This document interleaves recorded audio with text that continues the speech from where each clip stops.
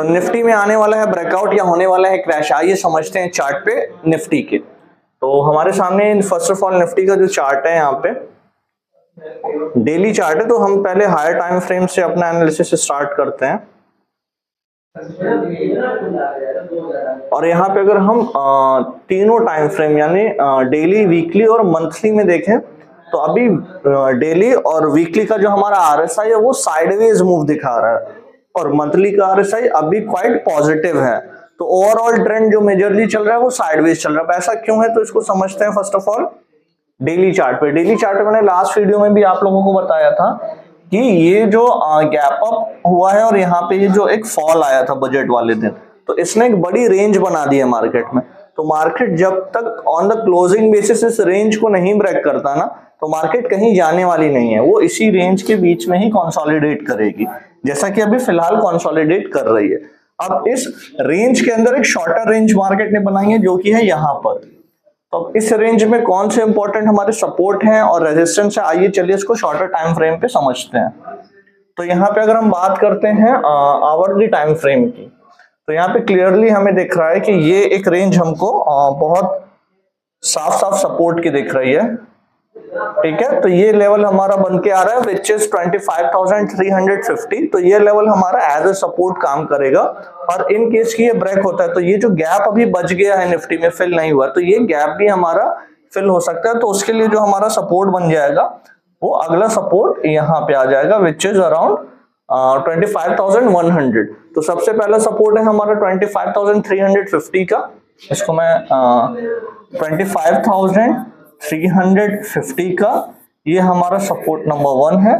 Support number 2 जो होगा हमारा वो हो जाएगा 25,100 का, ये हमारा सेकंड सपोर्ट रहने वाला है इस वीक के लिए। अब रेजिस्टेंस की अगर हम बात कर लें तो रेजिस्टेंस के लिए हम अप साइड में देखें तो first of all first resistance जो हमारा बन रहा है वो रेजिस्टेंस बन रहा है नियर अराउंड 25,850 टू 900 का एरिया, ठीक है। ये हमारा है रेजिस्टेंस अभी शॉर्टर पीरियड में दिख रहा है। देन आफ्टर उसके बाद 26,000 का एक ब्रॉडर रेजिस्टेंस। तो ये हमारा R2 है और ये हमारा R1 है इस वीक के लिए। और इस वीक में अगर हम सेक्टर्स को ले लेते कि कौन से सेक्टर्स परफॉर्म कर सकते हैं, तो सबसे पहला सेक्टर अगर आप बैंकिंग देखोगे तो बैंक का अगर आप चार्ट्स देखोगे तो जो सबसे इंपॉर्टेंट चीज आपको वहां पे देखने मिल रही है, यहाँ पे अगर आप बैंक का तीनों टाइम फ्रेम में आरएसआई चेक करोगे, ठीक है, तो अभी देखो आपका वीकली भी 60 के ऊपर सस्टेन कर रहा है और मंथली भी 60 के ऊपर सस्टेन कर रहा है, जो कि अपने आप में बुलिश सिग्नल है। अब बात कर लेते हैं डेली की, तो डेली अभी इन बिटवीन 60-40, तो डेली टाइम फ्रेम पे थोड़ा सा ये वीक है, साइडवेज है, बट वीकली और मंथली पे स्ट्रॉन्ग। इट मींस कि ओवरऑल सेक्टर हम इसको पॉजिटिव लेकर के चल सकते हैं। तो अब देखते हैं कि अगर हम इसको वीकली टाइम फ्रेम पे देखते हैं तो मींस डेली टाइम फ्रेम पे इसमें हमारा क्या इंपॉर्टेंट लेवल्स बन करके आ रहे हैं। तो अब बैंक निफ्टी के बाद जो सेकंड सेक्टर हमारा इंपॉर्टेंट रहने वाला है तो वो सेक्टर होगा हमारा मेटल, ठीक है। अभी हम लोग इसका सेक्टर एनालिसिस में जाएंगे कि कौन कौन से स्टॉक इस वीक हमें बेटर मिल सकते हैं। तो सेकंड सेक्टर जो हमें दिख रहा है वो दिख रहा है मेटल। मेटल में भी सेम सिचुएशन है, वीकली और आपका मंथली, ये दोनों टाइम फ्रेम पे क्या है कि आरएसआई हमारा बुलिश है और डेली टाइम फ्रेम पे हमारा साइडवेज है, बट ये दोनों साइडवेज कंडीशन में 50 के अबव है। तो 50 के अबव है तो इट मींस कि ये साइडवेज से बुलिश सेंटीमेंट की तरफ निकलने का ट्राई कर रहा है। तो इसमें कौन से स्टॉक्स चल सकते हैं इसको देखेंगे। देन नेक्स्ट सेक्टर जो हमारा है वो है आईटी। अब आईटी के साथ क्या है, आईटी अगर आप देखोगे तो अभी वीकली भी हमारा डाउन है, मंथली हमारा 40 के पास आ रहा है, जो कि एक अच्छा मींस रिवर्सल साइन होता है मंथली टाइम फ्रेम पे। जब भी हमारा आरएसआई 40 के आसपास आता है तो वहां से कहीं ना कहीं मार्केट रिवर्स करता है और अच्छे वैल्यूएशंस पे हमें स्टॉक्स मिलते हैं। और डेली पे अगर आप देखोगे तो डेली टाइम फ्रेम पे आपको बहुत ही क्लियर यहाँ पे डाइवर्जेंस दिखेगा, तो ये अपने आप में एक रिवर्सल का साइन है। तो आईटी के जो सेक्टर है वो अभी रिवर्सल मोड में जा सकते हैं इस वीक में, ठीक है। तो इसमें कौन से स्टॉक हैं जो सबसे अच्छा और सबसे पहले हमें मूव दे सकते हैं, इसको हम देखते हैं। तो अगर स्टॉक्स की बात कर लें तो सबसे पहले जो बैंकिंग के स्टॉक्स हैं तो उसमें आ जाता है एयू बैंक। तो एयू बैंक हमारे लिए इस वीक में काफी ज्यादा अच्छा परफॉर्म करके दे सकता है। तो एयू बैंक को हम इस वीक में अपने वॉच लिस्ट में ऐड करेंगे। एयू बैंक अगर हमारा सस्टेन कर जाता है नियर अराउंड 1032 के ऊपर, है ना, 1032 32 के ऊपर अगर इसके ऊपर सस्टेन करता है देन इसमें हम फर्दर अप मूव देख सकते हैं इस वीक के लिए। सेकंड स्टॉक जो रहने वाला है वो हमारा रहने वाला है फेडरल बैंक। बैंकिंग सेक्टर से सेकंड स्टॉक जो हमारा रहने वाला है वो रहने वाला है फेडरल बैंक। अब फेडरल बैंक की अगर हम बात करें तो इसमें हमें जो अच्छा मूव का मींस मिल सकता है, तो अगर ये सस्टेन करने लग जाता है हमारा 294 के ऊपर अगर ये सस्टेन करने लग जा रहा है देन आफ्टर इसमें हम एक अच्छा अपसाइड का मूव देख सकते हैं और नेक्स्ट लेवल तक ये जा सकता है। देन इसके बाद जो थर्ड स्टॉक है हमारा वो है वीडीएल, जो कि है मेटल सेक्टर से। ठीक है, बाकी के स्टॉक्स चल चुके हैं बट वीडीएल थोड़ा सा अच्छी सिचुएशन में है और लास्ट वीक में कुछ अच्छा मूव भी दिया।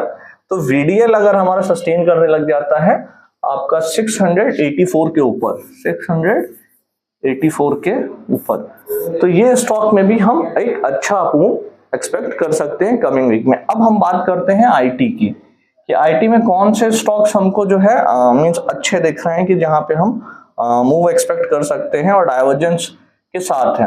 तो सबसे पहला स्टॉक्स जो है हमारा हम उसको देखते हैं। तो सबसे पहला स्टॉक आ जा रहा है कोफोर्ज।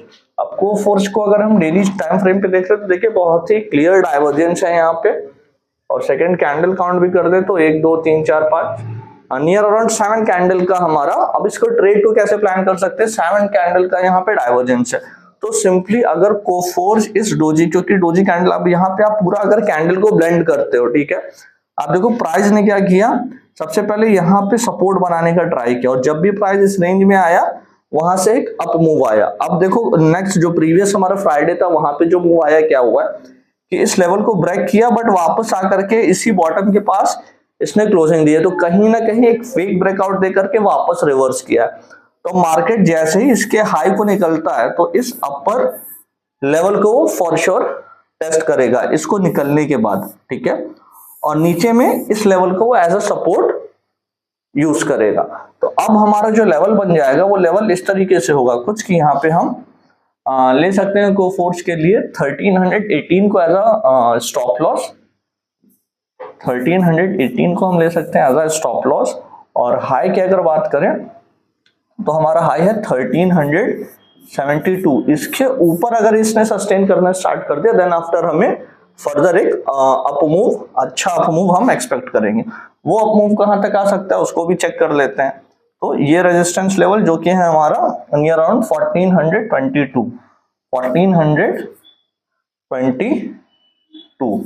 तो यहां तक है इसको 1400 टू 1430 इस लेवल तक अप मूव इसमें हम देख सकते हैं। इसी तरीके से बाकी के भी स्टॉक्स में जो हमारे आईटी सेक्टर के जैसे HCL है, तो HCL में भी बहुत ही क्लियर कट डाइवर्जेंस है और डाइवर्जेंस यहाँ पे हम एक बुल कैंडल का वेट कर सकते हैं या लास्ट कैंडल का हाई ब्रेक होने पे इसमें हम पोजीशन क्रिएट कर सकते हैं। बाकी डाइवर्जेंस को कैसे ट्रेड करते हैं अगर आप ये सीखना चाहते हो तो मेरा ऑलरेडी एक डिटेल वीडियो हमारे चैनल पे ऑलरेडी अवेलेबल है, आप उसको देख करके किस तरीके से हमें डाइवर्जेंस ट्रेड करना चाहिए ये आप वहां से सीख सकते हो। तो HCL में भी डाइवर्जेंस है, इन्फोसिस अगर आप देखोगे इन्फोसिस में भी बहुत ही क्लियर कट डाइवर्जेंस है। देन उसके बाद ये L&T टेक्नोलॉजी, यहाँ पे डाइवर्जेंस नहीं है तो यहाँ पे हम इसको स्किप करते हैं।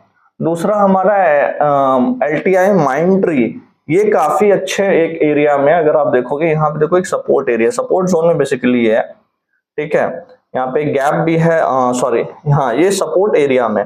तो यहाँ पे हमें एक अच्छा ट्रेड प्लान कर सकते हैं अगर यहाँ पे हमें कोई रिवर्सल कैंडल मिलता है जैसे कि पियर्सिंग हो गया, एनगल्फिंग हो गया या हैमर हो गया, देन उसके बेसिस पे हमें एक अच्छा ट्रेड मिल सकता है क्योंकि अभी क्या ये RSI वैल्यू में भी रिवर्सल जोन में चल रहा है और प्लस अपना सपोर्ट में भी एक अपने सपोर्ट जोन में है।